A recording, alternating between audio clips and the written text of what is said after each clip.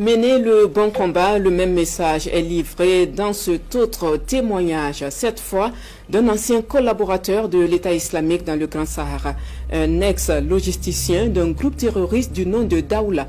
Vous allez l'entendre, il nous dit plus sur les motivations des terroristes, non sans regretter ses propres actes en tant que collaborateur de l'ennemi. Le commentaire porte la signature de Bienvenue Tansa. Assalamu alaikum. Je m'appelle Lukman. Je suis très reconnaissant à Allah qui m'a donné la parole en ce mois béni de Ramadan pour parler de ma mésaventure dans le terrorisme. Frères et sœurs, voici un ancien collaborateur de terroristes. Un mec qui s'est repenti avec un témoignage glaçant. Il travaillait avec l'État islamique. Ceux-là même qui ont décidé de donner le baiser de la mort aux innocents, de faucher les vies humaines. Ils ont décidé d'emprunter le chemin d'un djihad, non recommandé. Aujourd'hui, ce repenti, vous faites ce témoignage pour montrer une fois de plus que ce n'est pas la route du salut. Non, c'est la route de la perdition, du désespoir, c'est la route des malfrats, des voleurs et des bandits armés. On écoute ici ensemble le reportage de ces repentis de l'État islamique. On écoute ensemble.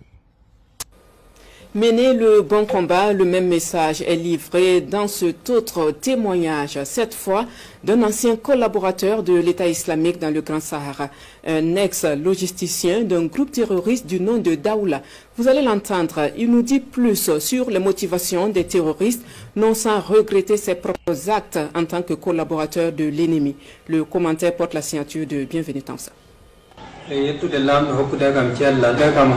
Assalamu alaikum. Je m'appelle Lukman. Je suis très reconnaissant à Allah qui m'a donné la parole en ce mois béni de Ramadan pour parler de ma mésaventure dans le terrorisme, afin de servir de leçon à certaines personnes. Ce sont les paroles d'un ex-logisticien de l'EIGS, l'État islamique dans le Grand Sahara. Lukman travaillait notamment pour un groupe terroriste appelé Daoula. Selon lui, ce groupe a commis des actes d'atrocité contre les populations civiles et les FDS sans aucune raison valable. La seule motivation des violences et des meurtres commis par les membres de ce funeste groupe est l'enrichissement illicite de ses leaders. Mon rôle dans cette organisation criminelle consistait à transporter de l'or exploité par les terroristes pour aller le remettre à un acheteur qui vient de l'étranger. En retour, je récupère de fortes sommes d'argent en devises étrangères que j'échange ensuite en CFA avant de le remettre à mes chefs.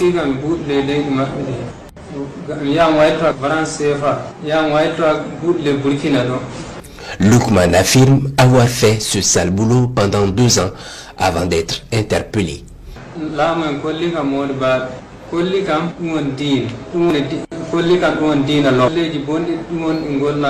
C'est après mon interpellation que les sages de l'islam m'ont fait comprendre que les actes de ce groupe, ainsi que celui qu'on appelle Nusra, ne révèlent nullement du djihad, et qu'il faut donc s'en méfier au risque de s'attirer la colère d'Allah. J'implore donc la clémence d'Allah et je profite à appeler tous mes frères et sœurs à arrêter de servir les groupes terroristes.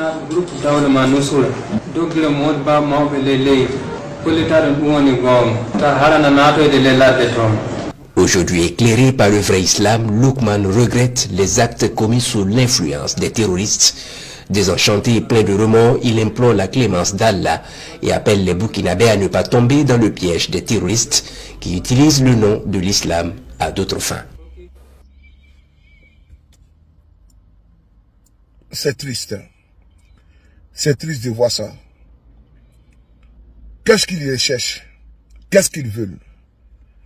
Quel est leur objectif principal? Absolument rien. Leur revendication là, il n'y a rien d'essentiel dedans. C'est complètement hors sol. On se lève comme ça du jour au lendemain, on prend des armes, on commence à voler les bétails par-ci par-là, on kidnappe des enfants, des femmes, des vieillards, on les prend en otage. On crée sur une carte une zone de non-droit où on peut apparaître et disparaître en y sèmant le chaos et la désolation. des gens qui sont nés que pour véhiculer, pour commettre que des forfaits, pour commettre que des maux, pour commettre que du tort aux autres, à leurs semblables. Sinon, qu'est-ce qui justifie ça? Qu'est-ce qui peut motiver ça? Absolument rien.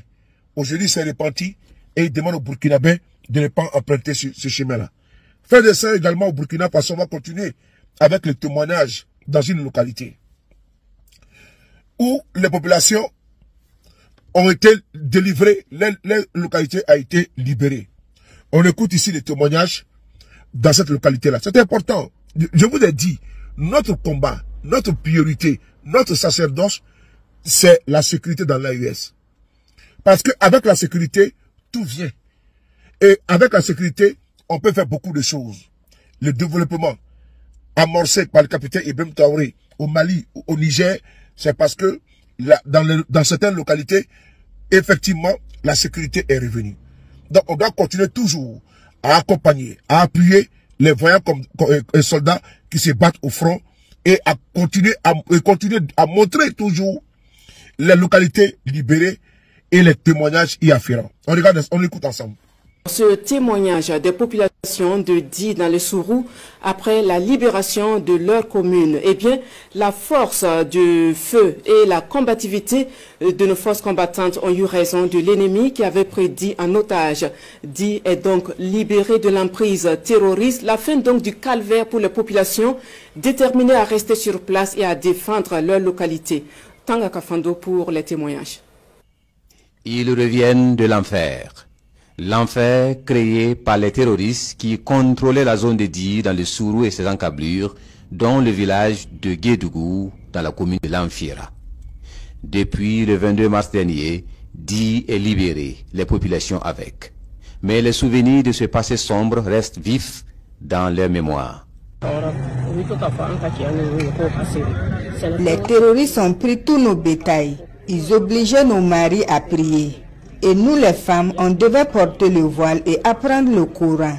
Quand ils ont su que les FDS venaient, on a été sommés de quitter le village, mais nous avons refusé. Les terroristes maltraitaient ici. Ils ont compliqué nos vies en instaurant des taxes et en détruisant nos champs. Nous sommes très contents de l'arrivée des FDS qui nous a redonné vie.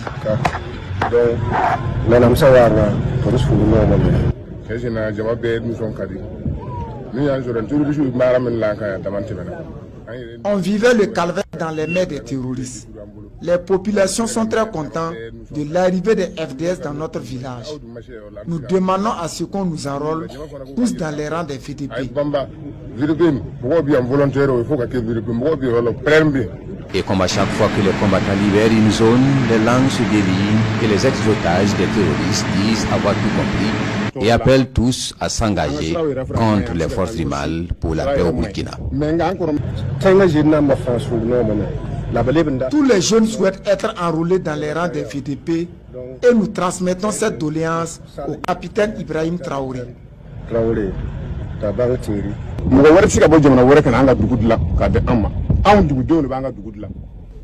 Nous sommes déterminés à défendre notre localité car personne ne viendra la défendre à notre place. Nous sommes prêts à appuyer les FDS pour la victoire sur ces terroristes.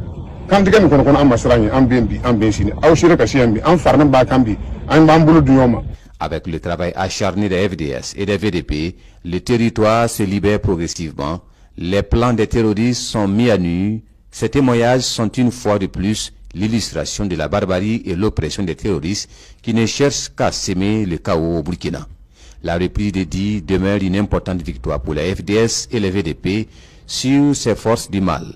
Il appartient donc aux Burkinabés de comprendre les enjeux de la guerre et de mener le bon combat.